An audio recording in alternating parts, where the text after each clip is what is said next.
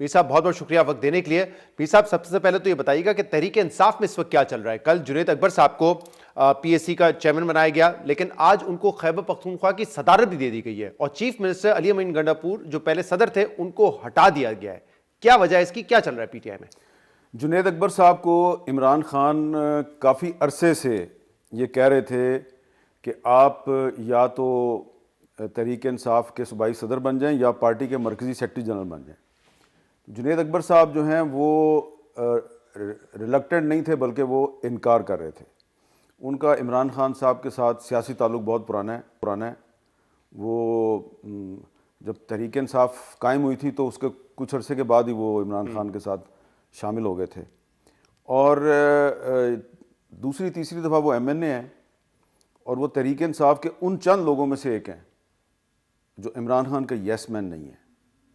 وہ عمران خان کو ہمیشہ صحیح بات پر اس کے ساتھ کھڑے ہو جاتے ہیں، اور اگر ان کو لگتا ہے کہ یہ یہاں پہ کوئی غلط کام ہے تو وہ کھل کے کہتے ہیں کہ یہ آپ غلط کر رہے ہیں. تو یہ جو پالیسی چل رہی تھی،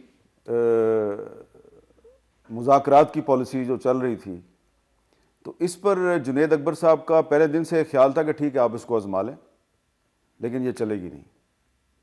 اور عمران خان بھی ان کے ساتھ اتفاق کرتے تھے، لیکن ان کا یہ خیال تھا کہ اب پارٹی میں بہت سے لوگ جو اگر مجھے کہہ رہے ہیں کہ جی آپ تھوڑی سی مذاکرات کی پالیسی اختیار کریں تو کر لینی چاہیے، اگر آزما کے دیکھ لیں، آزما کے دیکھ لیتے ہیں.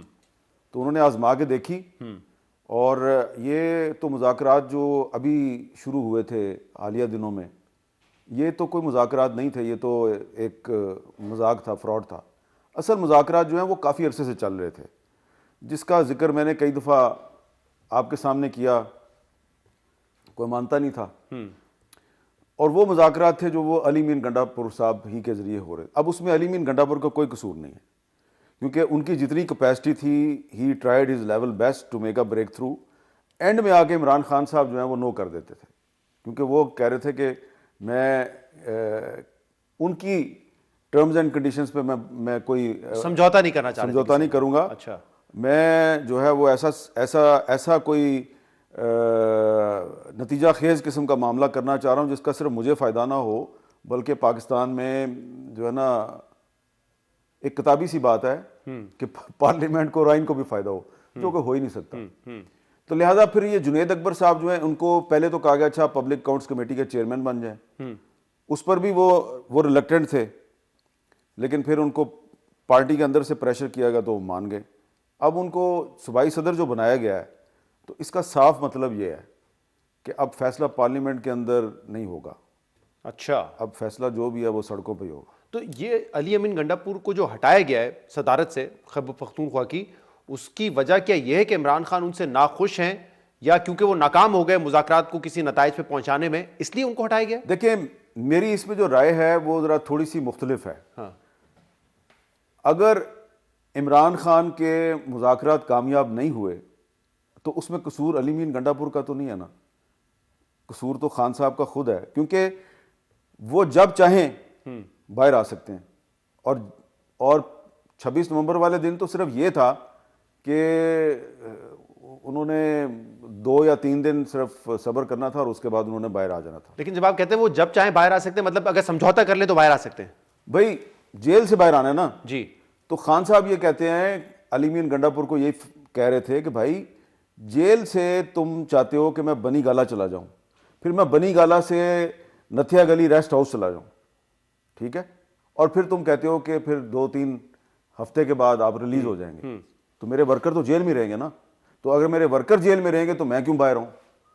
تو اس پہ اب علی امین گنڈاپور جو ہے وہ ڈیسیژن میکر تو نہیں ہے نا، ڈیسیژن میکر تو کوئی اور ہے. لیکن امیر صاحب کیا عمران خان نے علی امین گنڈاپور صاحب کو کوئی پیغام دیا ہے اس اپوائنٹمنٹ کے تھرو؟ کیونکہ ہمیں پتہ ہے جنید اکبر اور علی امین گنڈاپور صاحب کے اختلافات تھے، جو ایک احتساب کی کمیٹی میں تھے جب وہ صوبے میں، تو ان کو ہٹا دیا گیا تھا کیونکہ جنید اکبر نے علی امین گنڈاپور کے خلاف بات کی تھی، ان کو ہٹا دیا گیا تھا. تو ان کے اختلافات تو واضح ہیں. تو کیا عمران خان کوئی میسج دینا چاہ رہے ہیں علی امین گنڈاپور کو یا ان کے کیمپ کو؟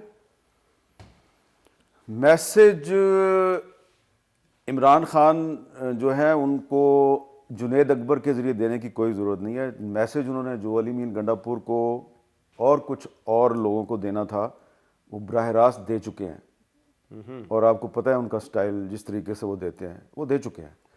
تو اب کوشش یہ ہے کہ علی امین گنڈا پور صاحب بطور چیف منسٹر اپنا کام کریں اور جنید اکبر جو ہیں وہ پارٹی کے صوبائی صدر کی حیثیت سے اور چیئرمین پبلک اکاؤنٹس کمیٹی کی حیثیت سے کام کریں. لیکن جو اسائنمنٹس عمران خان صاحب ڈسکس کر چکے ہیں جنید اکبر کے لیے, جی ان اسائنمنٹس کو اگر ہم دیکھیں تو مجھے نہیں لگتا کہ پبلک اکاؤنٹس کمیٹی کے چیئرمین کی حیثیت میں جنید اکبر کے پاس کوئی اتنا ٹائم ہوگا کہ وہ پارلیمنٹ ہاؤس میں کوئی ٹائم سپینڈ کریں.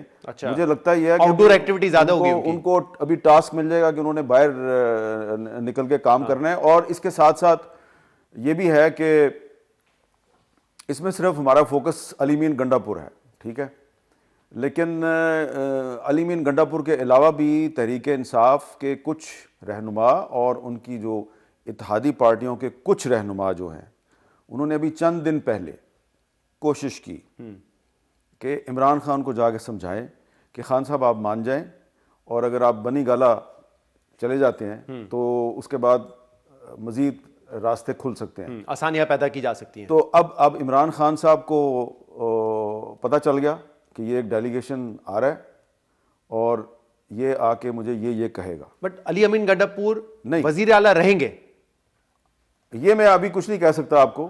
میں آپ کو یہ کہہ رہا ہوں کہ علی امین گنڈا پور جو ہے وہ صرف اس میں فوکس اس کو نہ کریں. صحیح, کچھ اور بھی لوگ ہیں اور اس میں صرف پی ٹی آئی کے لوگ نہیں ہیں, ان کی اتحادی پارٹیوں کے لوگ ہیں جو سینٹ میں بھی ہیں, جو قومی اسمبلی میں بھی ہیں. اور جب وہ گئے اور انہوں نے وہی بات کرنی تھی جو علی امین گنڈا پور بھی کر چکے ہیں, لیکن ابھی انہوں نے بات شروع نہیں کی تھی اور عمران خان صاحب کو پتہ چل گیا یہ کیا بات کرنے آئے ہیں. انہوں نے کہہ دیا کہ میں تو بنی گالا جانے کے لیے تیار نہیں, آپ کوئی اور بات کریں.